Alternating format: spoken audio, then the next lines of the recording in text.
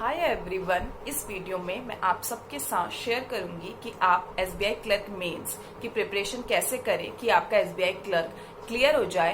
Plus आप अभी से क्या क्या चीजें ऐड करें, प्लस कैसे स्टार्ट करें अभी से मेंस के लिए कि आपको मेंस में कोई दिक्कत ना आए। प्लस मैंने जब एसबीआई क्लर्क मेंस की प्रिपरेशन की थी और जब मैंने पेपर दिया था, मैंने क्या मिस्टेक्स करी थी। बाकी उससे पहले अगर किसी को मेरे से टेलीग्राम चैनल पर जुड़ना है, उसका लिंक डिस्क्रिप्शन बॉक्स में है, आप वहां से जुड़ सकते हैं। प्लस मैं अपना मेंस का स्कोर कार्ड इस वीडियो के एंड में लगा दूंगी, अगर किसी को चेक करना है तो वो चेक कर सकता है। एंड इस वीडियो में मैं पर्टिकुलर हर सब्जेक्ट की अलग अलग बात करूंगी कि आप कैसे प्रिपेयर करें और क्या मिस्टेक्स अवॉइड करें कि आपको मेंस में कोई प्रॉब्लम ना आए। प्लस प्रिपरेशन के टाइम में क्या चीज सबसे इम्पोर्टेंट है।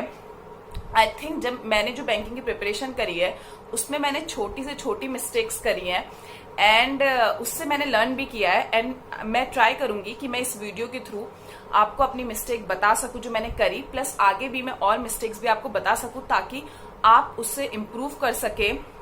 अगर आप ये वीडियो देख रहे हैं तो आप ऐसे मिस्टेक्स ना करें। आई विल ट्राई कि मैं अपनी जितनी भी मेरे एक्सपीरियंस है वो मैं आपके साथ शेयर कर सकूं।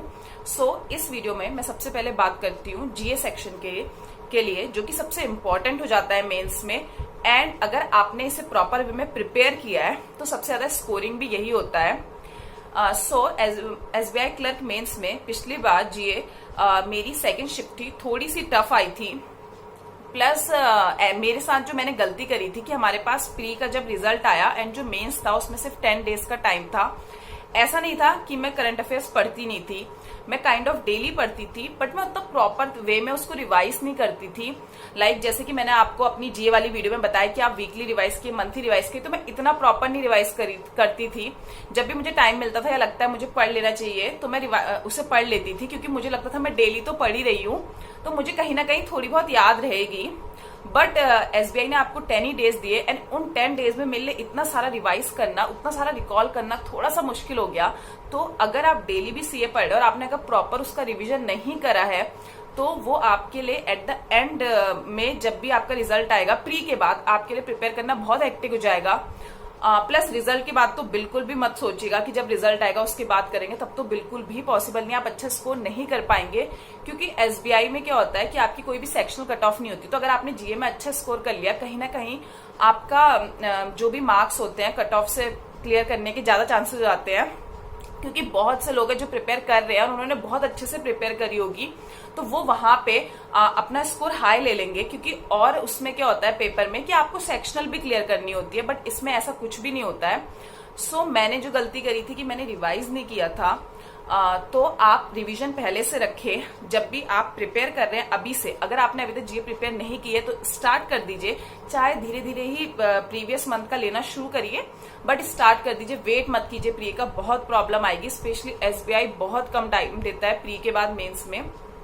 सो एंड एक चीज और आप ऐड कर सकते हैं इसमें कि जब आप प्रिपेयर कर रहे हैं तो instead of focusing 3 to 4 sources, आप किसी एक या दो सोर्सेज पे रहिए। क्योंकि अभी टाइम कम है, अगर आप ज्यादा सोर्सेज पे जाएंगे आप उसे प्रॉपर रिवाइज नहीं कर पाएंगे। बट अगर आप लिमिटेड सोर्सेज लेंगे तो आप प्रॉपर वे में उसे रिवाइज कर पाएंगे। मुझे लगता है कि आप लिमिटेड सोर्सेज लें, लेकिन अगर आप उसे अच्छे से रिवाइज कर रहे हैं, रिवीजन कर रहे हैं प्रॉपर टाइम टू टाइम, वो आपको ज्यादा बेटर रिजल्ट देगा इंस्टेड की बहुत सारे जगह से पढ़ने के लिए। प्लस एक मिस्टेक्स और जो मैंने एसबीआई से पहले करी थी कि उसमें बैंकिंग अवेयरनेस भी आई थी इस बार एसबीआई में, एंड अच्छे खासे क्वेश्चन आए थे। प्लस एसबीआई क्लर्क मेंस तक मैंने बैंकिंग अवेयरनेस बिल्कुल प्रिपेयर नहीं की थी। जिस दिन मैं एसबीआई का पेपर दे के आई, नेक्स्ट डे मैंने बैंकिंग अवेयरनेस का, मैं आशीष सर से पढ़ती थी तो मैंने वॉरियर वाला बैच खरीदा था। उसके नेक्स्ट डे 1 अक्टूबर को ही मैंने खरीदा था, क्योंकि उस दिन मुझे रियलाइज हुआ कि अगर मैंने बैंकिंग अवेयरनेस ढंग से नहीं पढ़ी तो मेरे आगे के पेपर भी खराब होंगे। प्लस तब से मैंने बैंकिंग अवेयरनेस पढ़ना शुरू करा। तो अभी भी आपके पास टाइम है, आप बैंकिंग अवेयरनेस पढ़ना शुरू कर दीजिए, क्योंकि अब और उसके बाद बाकी पेपर्स में बैंकिंग अवेयरनेस आई है। आरआरबी में बैंकिंग अवेयरनेस से काफी क्वेश्चंस पूछे गए हैं। सो मुझे उसका बेनिफिट मिला बाद में मुझे समझ आ गया था कि मैंने करंट अफेयर्स पढ़ तो रखी है बट मैंने प्रॉपर रिवीजन नहीं कर रखा।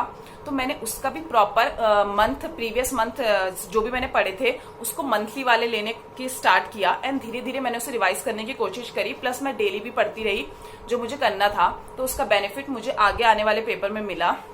मुझे आरआरबी में मिला, मुझे आईपीएस पीओ में मिला, आईपीएस क्लर्क में मिला, तीनों में मेरे मेंस क्लियर हुए। एंड सो मैं यही बोलूंगी, जो भी आप जीए पढ़ रहे हैं रिवाइज करिए, लिमिटेड सोर्सेज रखिए, कोई जरूरत नहीं है बहुत सारे सोर्सेज पे जाने की। अभी आप एक सोर्सेज पे भी पढ़ रहे हैं, सफिशिएंट है, उसे रिवाइज करिए। जिस दिन प्री देके आएंगे किसी एक और सोर्सेज पे जाके उसे आप पढ़िएगा, प्लस रिवाइज भी करिएगा। एंड बैंकिंग अवेयरनेस भी अभी से पढ़ना शुरू कर दीजिए। अब बात करते हैं दूसरे सेक्शन की, जो कि है रीजनिंग। मेंस के लिए रीजनिंग कैसे प्रिपेयर करें। मेंस के लिए अब आप हाई लेवल क्वेश्चंस भी साथ साथ स्टार्ट कर दीजिए। मैं जानती हूँ अभी आप प्री के लिए भी प्रिपेयर कर रहे हैं। प्री के साथ साथ आप कैसे प्रिपेयर कर सकते हैं कि आप प्री का जो भी आप मॉक देते हैं या जैसे भी आप पजल जो भी प्रैक्टिस करते हैं, उसके अलावा एटलीस्ट अभी आप 1 से 2 मेंस लेवल पजल स्टार्ट कर दीजिए लगाना। कई बार हम पेपर में पहले मिसलिनियस उठाते हैं, पजल नहीं उठाते, तो हमें लगता है यहाँ पे इतनी प्रैक्टिस की जरूरत नहीं है, पर ऐसा नहीं है। कई बार आपको पजल उठानी पड़ जाती है। प्लस यहाँ पे तो आपको प्रैक्टिस करनी है, वहां पे आप कुछ भी करें। जो भी आपने जैसे रीजनिंग में आपने प्री के लिए ऑब्वियस सी बात है कि आपने मिसलिनियस वाले सारे चैप्टर्स पढ़े होंगे, तो अब ना आपने जो भी उनका बेस बना लिया है उसके हाई लेवल क्वेश्चंस भी करना स्टार्ट कीजिए। लाइक जैसे कि आपने ब्लड रिलेशन पढ़ लिया है तो उसका हाई लेवल कोडेड फॉर्म में पढ़ना शुरू कीजिए। कहीं से क्वेश्चन देखिए प्रीवियस ईयर के, जहां से मिल रहे उसे प्रैक्टिस कीजिए। मशीन इनपुट आउटपुट देखिए जो कि आता है पेपर में। प्लस जो भी आपने डायरेक्शन डिस्टेंस है वो भी कोडेड वाली करिए। सिलॉगिज्म थोड़ा हाई लेवल वाले करिए, क्वेश्चन थोड़े टफ क्वेश्चंस करिए।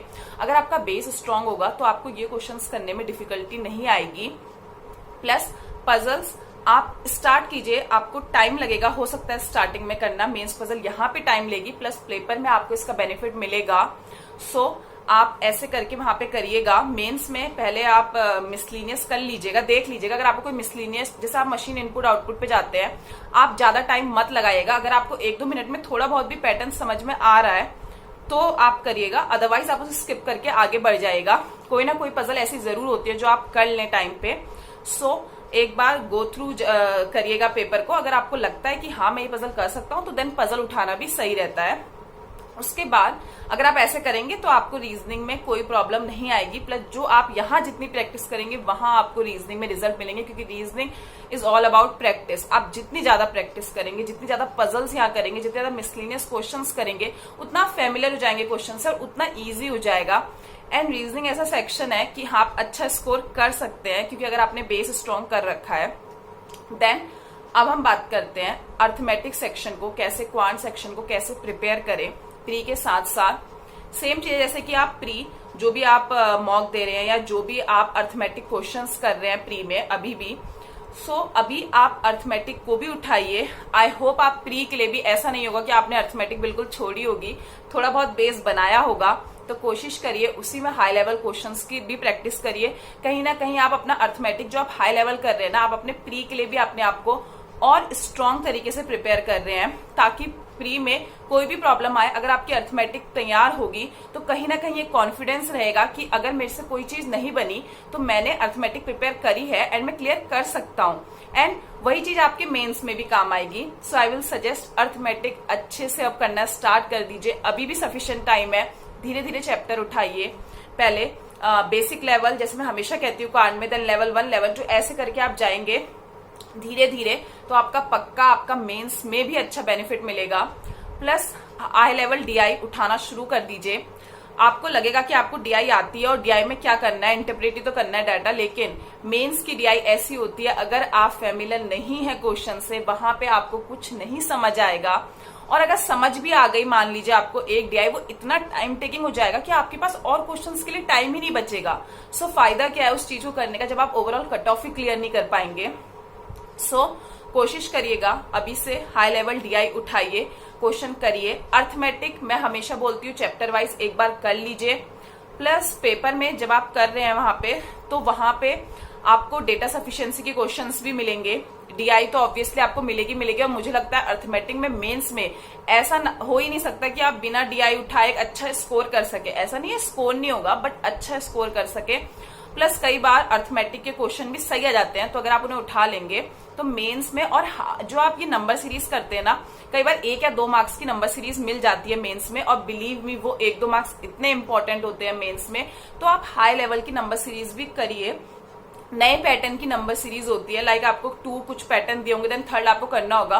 क्वेश्चंस को समझिए ज्यादा, ताकि आपको ऐसा होता है कई बार क्वेश्चंस टफ नहीं होते हैं, जैसे नंबर सीरीज वो टफ नहीं होंगे, लेकिन वो इतना बड़ा सा दे देंगे कि आपको देख के डर लग जाएगा पेपर में। सो पेपर की जो भी आपकी क्वेश्चंस की लेंथ होती है उसको देख के क्वेश्चन मत जज करिएगा पेपर में। कई बार जिसकी लेंथ जितनी ज्यादा होती है उतना ईजी क्वेश्चन होता है। सो मेक श्योर करिएगा आप क्वेश्चंस को अच्छे से पढ़ें जो अगर आपको लगता है, और अगर आपका कोई टॉपिक है डीआई में अर्थमेटिक ऐसा है जो आपने अच्छे से प्रिपेयर करा है, उस पर डीआई कोशिश करेगा उसे उठाए, अगर आपका बेस स्ट्रांग है तभी, अदरवाइज नहीं। ऐसे आप क्वांट सेक्शन को अप्रोच करेंगे, मुझे पूरा बिलीव है कि आपका पेपर अच्छा जाएगा। अब हम बात करते हैं कि कैसे प्रिपेयर करें इंग्लिश सेक्शन के लिए। सो इंग्लिश सेक्शन के लिए आपको जो आप प्री में कर रहे हैं सेम चीज वही है, मेंस के लिए कुछ अलग नहीं करना। हाँ, जो आप रीडिंग कर रहे हैं हो सकता है आप प्री में थोड़े से अगर मतलब इजी और मॉडरेट लेवल भी पढ़ रहे हैं तो मेंस के लिए हाई लेवल के क्वेश्चंस पढ़िए, क्योंकि मेंस में आपके जो आरसी आएंगे काफी हाई लेवल आएंगे। अगर आपकी रीडिंग हैबिट नहीं है आपको बहुत दिक्कत आएगी, क्योंकि लेंथी क्वेश्चंस होते हैं। सो फैमिलियर हो जाइए रीडिंग से। बल्कि अब मैं कहूंगी कि आप, जैसे मैंने अपनी इंग्लिश की वीडियो में बोला, आप लिमिटेड पढ़िए लेकिन डेली रीड करिए। बट जब आप मेंस के लिए प्रिपेयर कर रहे हैं आई विल सजेस्ट कि थोड़ा सा रीडिंग अपनी बढ़ा दीजिए, क्योंकि रीडिंग बहुत ज्यादा काम आती है। बिलीव मी, मेरी भी वोकैब बहुत अच्छी नहीं है, स्टिल मैंने और जो मेंस दिए हैं उसमें मेरा पेपर क्लियर हुए हैं, क्योंकि मेरी रीडिंग की हैबिट है। सो अगर आप रीडिंग की हैबिट रखेंगे तो आपको प्रॉब्लम नहीं आएगी। प्लस वोकैब भी कोशिश करिए रिवाइज करिए। बाकी थोड़ा बहुत जो इम्पोर्टेंट रूल्स हैं वो याद कर लीजिए। इससे क्या होता है कि आपका एक कॉन्फिडेंस बना रहता है एंड प्री में आपको हेल्प मिलेगी उससे। वही चीज कहीं ना कहीं कभी कभी जो हम ये छोटी छोटी प्रिपरेशन करते हैं हमें लगता है 1 ही मार्क्स है 2 ही मार्क्स हैं, बट कई बार वो हमें इतना बड़ा बेनिफिट दे जाते हैं। And we all know banking में 0.25 से भी अगर सिलेक्शन रुक गया तो वो सिलेक्शन रुक गया, हम कुछ नहीं कर सकते हैं। सो ये 1-1, 2-2 मार्क्स के लिए भी आपको थोड़ी बहुत अपनी तरफ से एफर्ट करना पड़ेगा। प्लस जब भी आप मेंस दे रहे हैं तो जैसे मैं प्री में कहती हूँ पहले आप मिसलिनियस कर लीजिए इंग्लिश में, देन आरसी पे जाइए, क्योंकि कई बार आरसी टाइम टेकिंग हो जाता है। मेंस में भी एक बार देख लीजिए मिसलिनियस के क्वेश्चन कैसे हैं, अगर आपको समझ आ रहे हैं तो करिए, अदरवाइज मेंस में आपको आरसी उठाना ही पड़ेगा, करना ही पड़ेगा, क्योंकि उसमें बहुत सारा रीडिंग कॉम्प्रिहेंशन आता है। एंड जब भी आप कोई आरसी उठाते हैं एक बार चेक कर लीजिएगा उसमें कितने क्वेश्चंस हैं। कई बार आरसी बहुत बड़ा होता है एंड क्वेश्चन 1-2 ही होते हैं, हम टाइम वेस्ट कर देते हैं उस पे, और उसके बदले कई आरसी होते हैं जो लिमिटेड ठीक ठीक होते हैं बट उसके क्वेश्चंस काफी होते हैं। तो अगर आप उसे अच्छे से रीड करेंगे तो आप ज्यादा मार्क्स स्कोर कर लेंगे। तो ये चीज जब आप पेपर दे ध्यान दीजिएगा।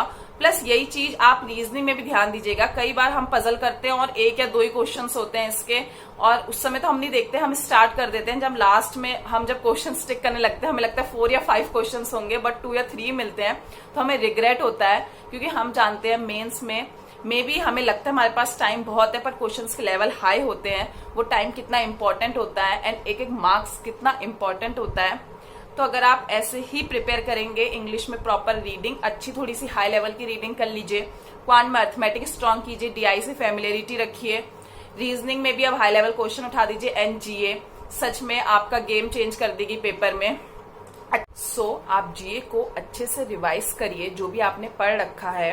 मुझे खुद लगता है कि अगर मैंने जीए को अच्छे से रिवाइज किया होता पहले तो मेरा जितने से भी कट ऑफ मार्क्स से रुका है शायद क्लियर हो जाता, बट स्टिल मैंने नहीं करा। अगर वो क्लियर नहीं होता है तो बाद में वो सिर्फ एक एक्सक्यूज कहला जाता है। अगर आप उसे इम्प्रूव नहीं करते और पेपर नहीं निकालते हैं तो बेटर है आप उसे इम्प्रूव करें ताकि आपको प्रॉब्लम ना आए। क्योंकि मुझे लगता है कि मैंने रिवीजन किया होता, मेरा एसबीआई में जीए सेक्शन बहुत खराब गया था, क्योंकि उसमें बैंकिंग अवेयरनेस भी आई थी और मैंने बैंकिंग अवेयर ढंग से नहीं पढ़ी थी। प्लस मैंने करंट अफेयर्स भी प्रॉपरली रिवाइज नहीं करी थी और उसमें बहुत डीप से पूछी गई थी करंट अफेयर्स। अगर मैंने वो अच्छे से प्रिपेयर किया होता तो वहां मेरे अराउंड 10 to 15 मार्क्स अच्छे खासे स्कोर हो जाते और मेरे कट ऑफ से अच्छे ऊपर हो जाते मार्क्स। बट स्टिल जो भी है आप ये गलती ना करिए। प्लस जिसने जो पहले पेपर दे चुके हैं वो जानते होंगे कि ये मिस्टेक्स हम करते हैं, जो बिगनर है वो ना करें। दूसरे की मिस्टेक से कई बार सीखने से आपको ही बेनिफिट मिलता है एंड आई होप आप अब अच्छे से प्रिपेयर करेंगे। प्लस हाँ, अगर आपको मॉक देना है तो आप अब वीकली मॉक देना स्टार्ट कर सकते हैं। वीक में 1 मॉक अभी और आप ऐसा कर सकते हैं कि आप मॉक सबमिट कर दें, देन जो भी आपके हाई लेवल क्वेश्चंस है वहां से प्रैक्टिस कर लीजिए, क्योंकि मॉक में अच्छे क्वेश्चंस होते हैं, वहां से प्रैक्टिस करना अच्छा रहता है मेंस के लिए।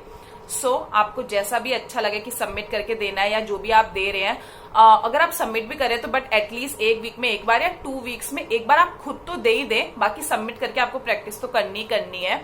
सो जैसा भी आपको अपने टाइम के हिसाब से लगे, कितना टाइम आप दे सकते हैं, निकाल सकते हैं, क्योंकि थोड़ा सा मेंस के मॉक देने में टाइम जाता है, वो करिए। उसको देखिए कि क्या गलती हो रही है। आप जब आपका पेपर चल रहा है टाइमर के साथ, आप पजल कैसे कर पा रहे हैं या नहीं कर पा रहे हैं, कितना आपको दिक्कत आ रही है करने में, आरसी जो भी होते हैं, आपको क्या पढ़ने में प्रॉब्लम आ रही है हाई लेवल, तो जब आप ये मॉक देंगे तब आपको ये रियलाइज होगा।